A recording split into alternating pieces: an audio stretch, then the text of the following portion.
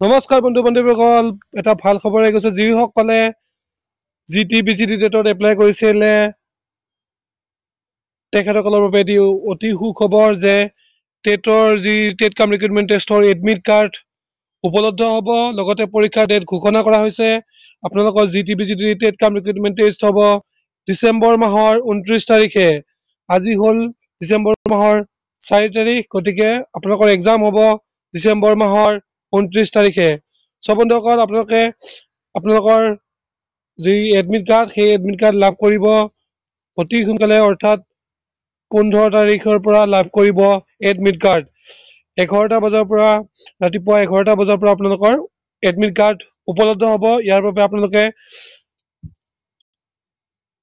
এইটো ৱেবছাইটত যাব লাগিব যেটো ইয়াত দিয়া আছে madhyamik.assam.gov.in গতিকে আপোনালোকে যিবিলাকলে পঢ়ি আছে পঢ়া কাম অতি সোনকালে সিলেবাস কমপ্লিট কৰক আপোনালোকৰ পৰীক্ষা সমাগত ইয়ালৈকে যে ডাক candidate can download their admit cards using their application number and password যেতিয়া ফৰ্ম ফিল আপ কৰিছিলে ফৰ্ম ফিল আপৰ সময়ত যি এপ্লিকেশন নাম্বাৰ আৰু পাসওয়াৰ্ড আছিলে সেই পাসওয়াৰ্ডটো ক্লিক কৰি আপোনালোকৰ এডমিট কাৰ্ড ডাউনলোড কৰি ল'ব লাগিব লগতে ক্যান্ডিডেট ইয়াত লিখা আছে candidate will have to produce hard copy of admit card and photo identity card issued by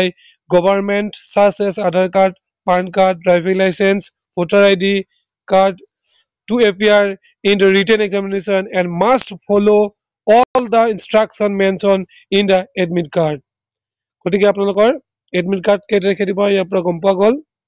admit card দিব কেই তাৰিখে 15 ডিসেম্বৰৰ পৰা আপোনালোকৰ এডমিট কাৰ্ড অফিচিয়েল ৱেবছাইটত উপলব্ধ হ'ব আৰু আপোনালোকৰ পৰীক্ষা হ'ব 29 ডিসেম্বৰ